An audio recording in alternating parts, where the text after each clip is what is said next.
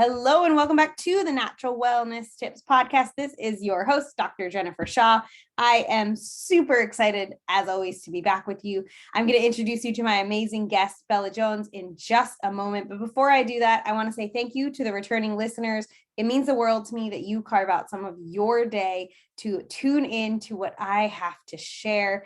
And for those of you joining in for the first time, thank you. If you enjoy this episode, you enjoy what you hear, just make sure you subscribe and stay in touch so you know when I drop new episodes. You can pop over to Instagram, Natural Wellness Tips, to say hello. But let's not waste any more time on that. Let's get to our guest of honor for this episode, Miss Bella Jones. Okay, before I introduce Bella, I need to give a little backstory here.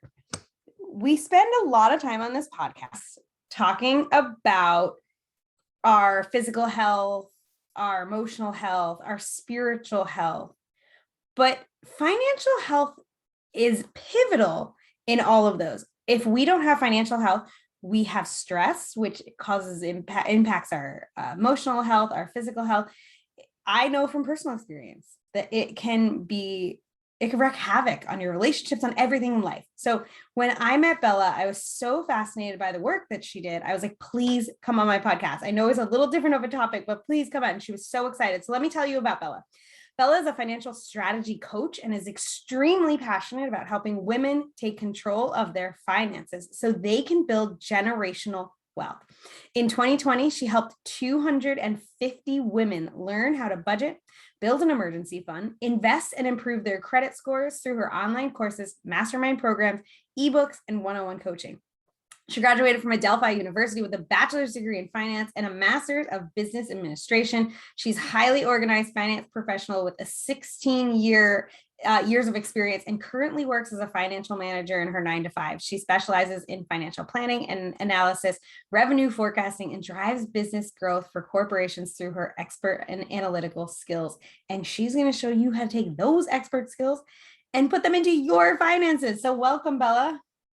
Thank you so much for having me, Jennifer. I really do appreciate it. I'm so excited to be here because back to what you were saying, your financial wellness plays into every aspect of your life. And you really have to start kind of connecting those two areas so it all just flows. So I'm excited. Yeah, we always explain it in our house as like a pie chart.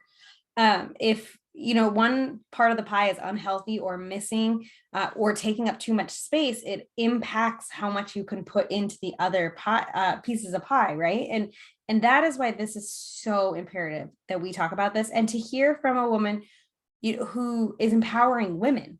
Like there's so much finance out there, but I will say a majority of it's from men, and that's great. But it's always nice to hear from a woman. So I am so excited. So tell me a little bit so the listeners can hear, why do you care about helping other women improve their finances? Well, I think it comes from two aspects. After going through my own financial journey, right, and just seeing from where I started to where I landed and just the transformation that essentially happened in my own life, I felt as if I need to help other women kind of feel that same thing, but now in their journey, they have me as their coach to kind of guide them and motivate them, more importantly, empower them in their journey. So, I separated from my first husband and then, going from a 2-income household to a 1-income household. Long Island, New York is very expensive. And so things got tough and you had to make tough decisions. And so through that whole journey, my credit score suffered tremendously. And then I got to that point where I said, you know what, I need to just stop settling, because bad credit, I always say, is not a life sentence, right? Wherever your credit is today can be improved, but for most of us, we ignore it, right? And so for me, it was like putting my big girl pants on and just taking it head on. And then for 2.5 years, I was literally on this journey. And, the beginning, it was a 498. I say that, which is kind of scary because I never thought I would ever admit that to anyone, right? And so going from that was one of my lowest scores to fast forward 2016, after lots of hard work, tears, anger, frustration, lots of budgeting, right? My scores were well into the 700s. We bought this beautiful home here in Long Island. And, that journey was rough. But once we got to that closing table, I felt so empowered because I knew how hard my husband and I had to work from just saving money for the right down payment and closing costs. But for me, my credit, he had great credit. But for me, it was like, wow. And, after hitting that milestone, I felt compelled to say, well, I can't be the only person, right, dealing with this as an issue. And then not being a content creator, not being anywhere close in that realm, right? I'm in finance, right? We're numbers, Excel spreadsheets, and right data. To just doing a YouTube channel to say, well, I'm sure someone out there could use my help. And that's literally how, Bella's Credit Corner started. I love it. You had said something to me when we first were speaking about this, is you'd said that you started in credit repair, which makes sense because that's where your journey started, right? Like it was single focus. I need to repair my credit. So what do I need to do to repair my credit? So you started there, but you had said to me something interesting. You started in credit repair, but you realized it was like a Band-Aid. Absolutely. I would love to hear kind of how you came to that realization, because I think there's probably going to be a lot of people that can resonate with that. Right. So it kind of was twofold. So working with clients one-on-one to help them with their credit.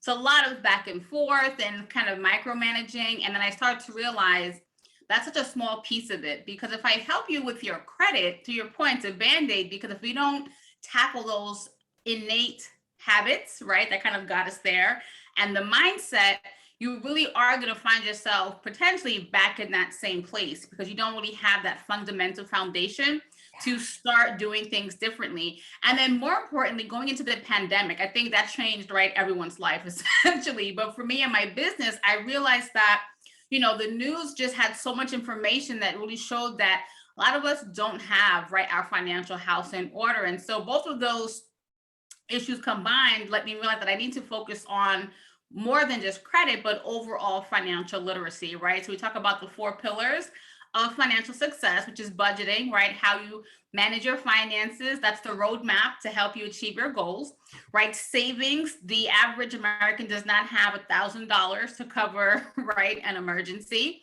or even $400 to cover an emergency. So budgeting, saving, investing, right? When it comes to, your money needs to work to make more money, right? As a person, you can work more hours to make more money, but you need sleep, you need rest, right? You need self-care. Your money doesn't need any of that. Your money can work 24 hours a day, 7 days a week, does not ask for days off, time off, or anything like that.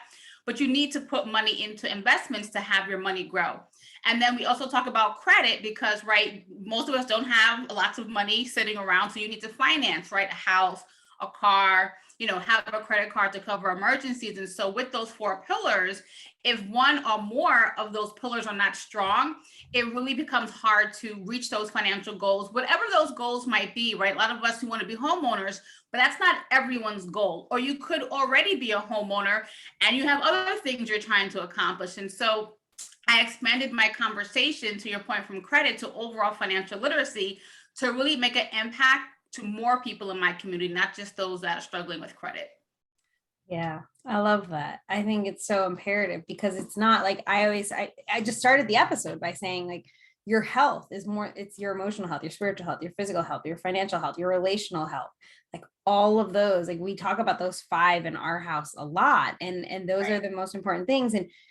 And we have sit down conversations about all of them, because all of them are important, right? Absolutely. And I think that oftentimes we are very quick to leave the financial stuff off the table. We don't want to have those conversations. I know in my personal experience, like in my first marriage, there was a lot of financial abuse, and I take full responsibility for my codependency in that, and my allowance of some of those things, right? Like I can't blame anybody other than myself, because I was the one that let things happen, right? But I walked away from that in a very heavy financial place, and I'm working my way out of it, and I'm almost there, which is great. But it's just decisions that have been made like throughout my whole life, right? And like you said, if I had just paid everything off, chances are I would just go back into debt if I hadn't have healed those wounds and those relational patterns and things of that nature. And that's what's important, that we really, really look at. And that old saying of like, if you win the lottery, but you don't learn how to manage money, like you're gonna go broke, you're gonna lose it, right? So true. It's so important, so important. So when you're looking at these four things, budgeting, saving, investing, credit, um, is there one that's more important? Would you say they're kind of equal? Like how would you put the focus on this for somebody who's like brand new to this idea? Like, okay, I'm finally going to get my finances in order. Where do I start? Right. So for me, I definitely say the budget is the number one tool or area you have to focus on because it's literally the roadmap to get you from point A, right, which is where you are, to where you ultimately are trying to get to. So I call a budget a roadmap because I say if you were to hop in your car, right, and drive from, let's say, New York to California, you wouldn't just hop in your car arbitrarily, right? You would put on maybe Google Maps, right? Or you would sit down and map out, okay, we're going to stop at these places, do these things, stay at this hotel, and you would map out a plan. And so your budget really is that tool to help you achieve all those other things that you want in life, right? So to build up your savings, you have to understand how much money can you set aside each month to build up this nest egg. When it comes to investing, how much money can you realistically invest every month, every pay period, whatever the case may be? And then your credit, right? If you have things to pay off, right? How are you going to tackle those things? And even after you have paid things off, how do you continuously pay things on time?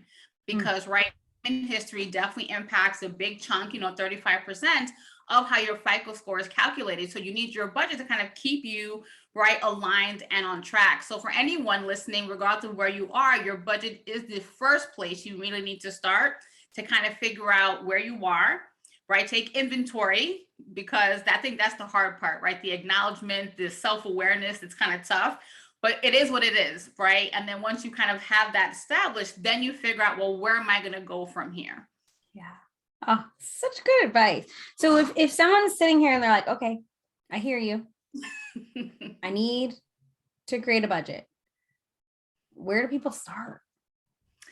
Good question. So I always say first you want to find the tool that's going to work for you because it's not a one size fits all because we all operate differently. Our minds, our habits, we all tick and talk a little different, right? So you could be someone who loves pen and paper, pen, stickers, right? So you may want to get a paper planner because it's going to motivate you to, right, focus on your budget every single day. So if that's your lane, go for it, right? You have plenty of options between Amazon, Target, wherever, right? To find that fancy planner to kind of help you stay motivated because that's the other part. You want to stay motivated to stick to your budget.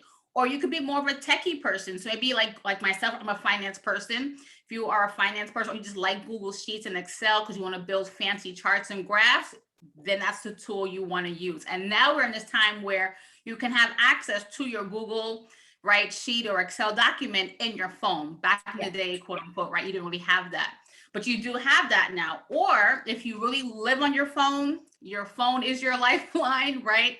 Then you want to find an app that's going to work for you. There are so many apps on the market. It does come down to trial and error because every app has right that thing that they're known for. Just the aesthetics might work better for you. I personally use an app called You Need a Budget, which stands for the abbreviation is YNAB. It has changed my life essentially. So I always swear by it. But one of my students who did one of my programs, she tried YNAB for a month. She switched over to Mint, did that for 2 weeks, and then she came back to YNAB.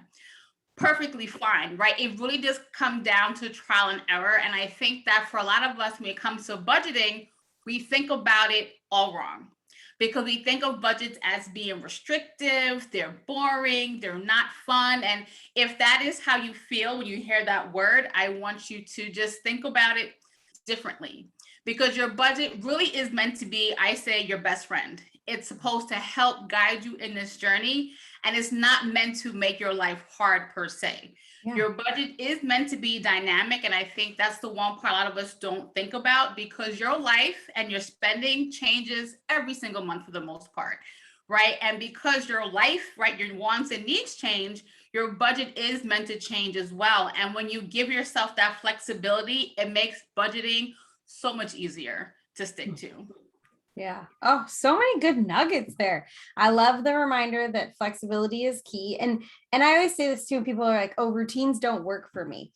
And I always ask them like, okay, well, what do you do when you get off work? And they're like, well, I open a beer, watch TV. I'm being obnoxious, right? With this, I'm Right. making like a horrible example, but and I'm like, okay, so how often do you do that? Well, almost every weeknight. Okay, well, that's a routine. No, it's not. It's not a routine. Routines don't work for me. I'm like, no, it's a routine. You're choosing an unhealthy one.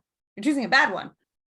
You can choose a good one. You can choose to get off work, put your workout clothes on and go work out, and then make a fresh dinner, right? And it's the same with budgeting. It's like your money's going to get spent. So if you don't have a budget, you have no control over where it goes because it just goes and you're like, oh shit, I'm low, Right. But if you have a budget and you follow the budget, then you actually have more financial freedom because you have the ability to be like, oh, okay, like I still have money in my budget to go to happy hour with the girls. Like I will do that this week, and it does create that security for sure. Right. And more importantly, it gives awareness because for myself, I'm naturally a spender. I like nice things. I like to go. Well, COVID now kind of has me home more, but you know what I'm saying, right? Yeah. And so when you have the budget, you now have this awareness to make conscious decisions. So for example, let's say you have your Christmas fund, you have your emergency fund, and then you're saving up to, let's say, I don't know, buy a new computer. So you have these three funds that you're putting aside money every single pay period. Then, you're going through your normal in between pay periods.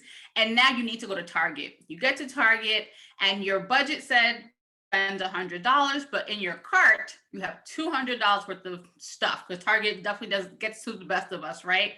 So now if you don't have a budget, you're going to spend this $200 and now you're like, oh crap, now I don't have money to pay my light bill maybe, or now I don't have money to put gas, whatever the case may be, or now I have to use a credit card.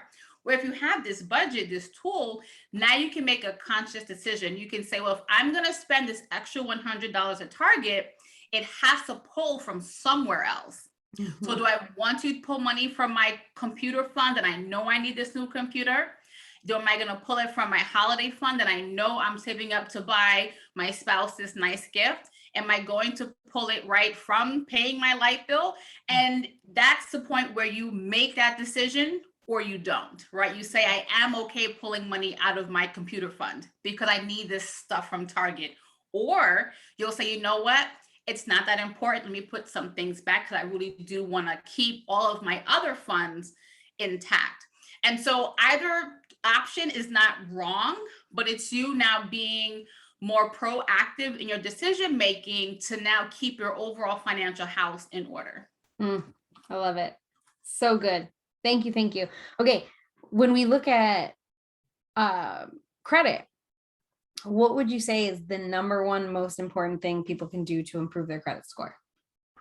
Okay. So the number one thing, if you are someone who is kind of having a hard time with credit, there are two things you can really do right now to help improve your scores. Okay. So the first thing I would say, any accounts that are past due, bring them up to date, because when it goes from 30, 60, 90 days past due, it's just causing your scores to drop even more.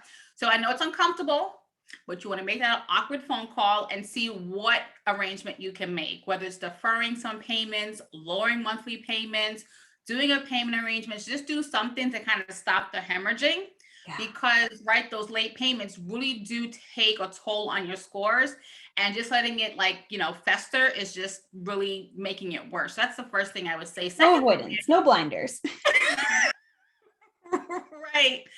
Second thing I would say, secure credit cards are phenomenal tools. So secure credit cards are where you would have to pay a security deposit, and that would now become your credit line. So if you send in $500 to, let's say, Discover, they have an amazing product, by the way, your credit limit would now be $500. Now, while that's not going to erase any negative activity from any other accounts or history, but now you have a chance to reestablish your credit worthiness. And so you're going to make sure you make those payments on time, right? Keep your utilization low and all of that. And over time, that new account is definitely going to help you with your scores over time. So I would say those are the two things you can really do quickly. And also any credit card you have, just paying down those balances, having them maxed out, definitely also take a toll on your scores. And so those are some easy ways, relatively easy, right? Low hanging fruit, I would say, to really start making an impact on your scores. Yeah, those are huge. The secure credit, I'd never heard of that. So I'm sure that's going to be helpful to at least a listener out there, right? One of the things that you brought up was the paying on time. And although I left my last marriage with a good amount of debt, I never missed a payment. So That's my score, even though the balances were higher, never really dropped far below 700.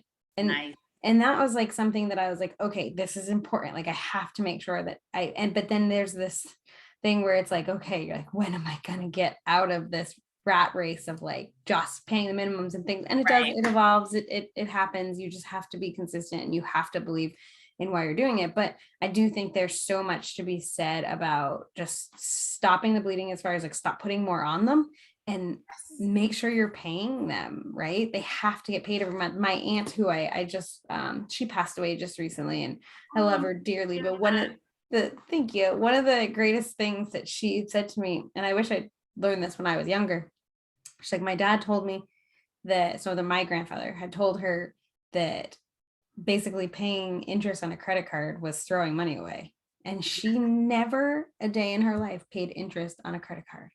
She used them as tools. And isn't that something we can all aspire to, right? So like my goal is when I get back to zero to never pay interest ever again on a credit card.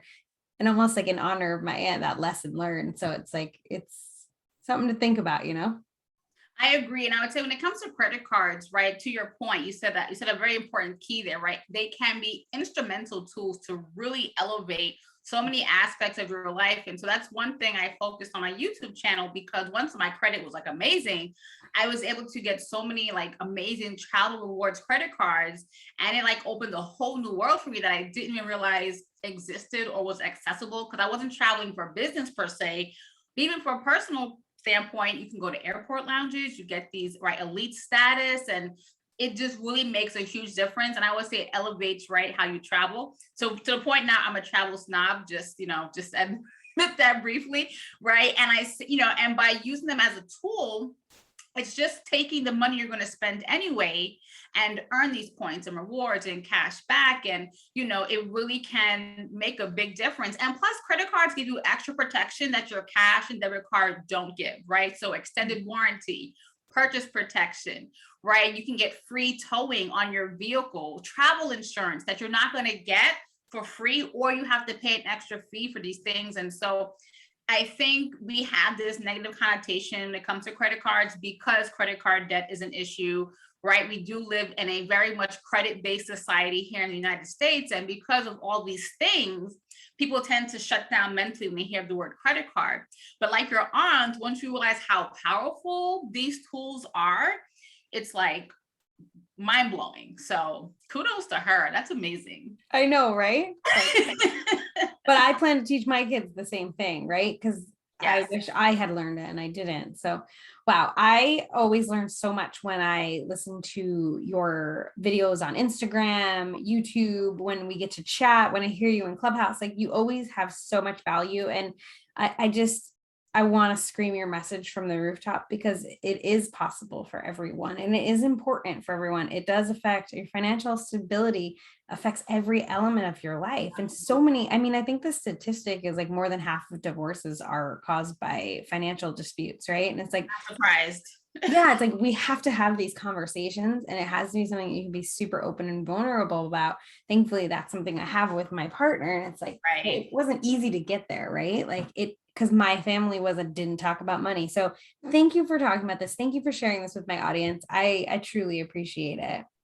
You're welcome. Thank you for having me. And I think, the biggest thing for me and my platforms is I like to make sure they are very safe spaces to have these conversations, because to your point, when it comes to money and credit, especially the not so pretty parts about it, we really do avoid those conversations out of embarrassment, out of fear, because we tend to feel like I'm the only person dealing with XYZ.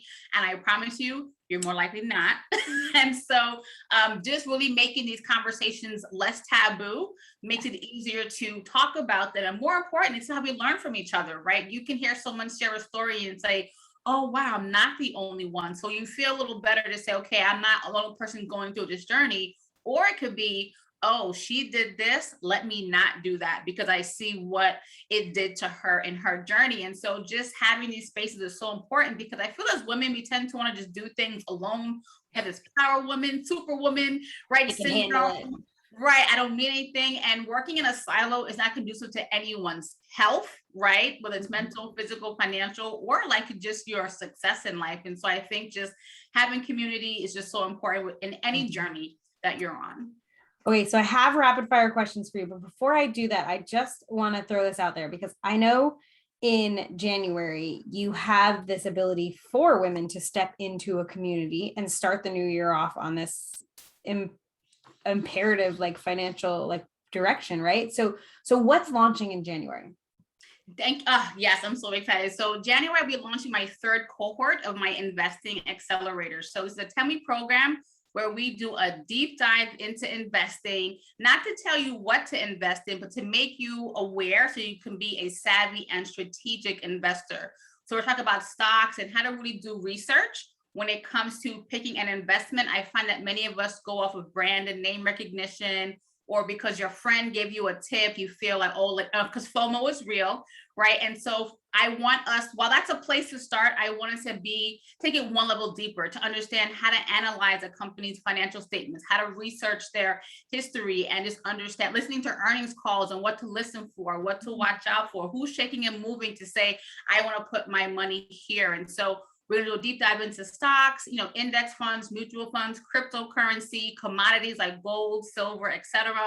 And so it's a 10-week program, and we meet once a week to really just have these conversations. And we have a private Facebook group where we'll just share tools and resources, and also any questions that come up, between sessions. There is some pre-work before each session, so there'll be a lesson for you to kind of watch. So when we come together as a community, we can take that conversation right to the next level. But also we are going to cover current events, because as investors, you can't be in a silo. You have to be paying attention to what's going on, right, globally, even nationally here, right, in the US, to really understand how does that impact your investment portfolio, and how can you monetize off of the things that are happening right around us. So that is what is going on in January. So it'll be the third cohort. So I'm really excited because I have found that there are women in my community who have their credit together, they have their savings, but investing is like that sore spot. And they're kind of like throwing spaghetti on the wall, right? They're throwing money in a 401k, they're throwing it in an IRA, but they're not really sure why they picked certain things. They don't really have a good understanding. And so investing something is better than nothing, but I really want you to have that education so you feel more empowered when you do decide to make certain decisions. So that's coming up in January 2022. And I'm so excited about it. Awesome. You guys, and we'll talk about our website in just a second, but you guys can go there and find info on all the other things that Bella does. But let's go through our rapid fire questions. What is your number one health and wellness tip for the listeners?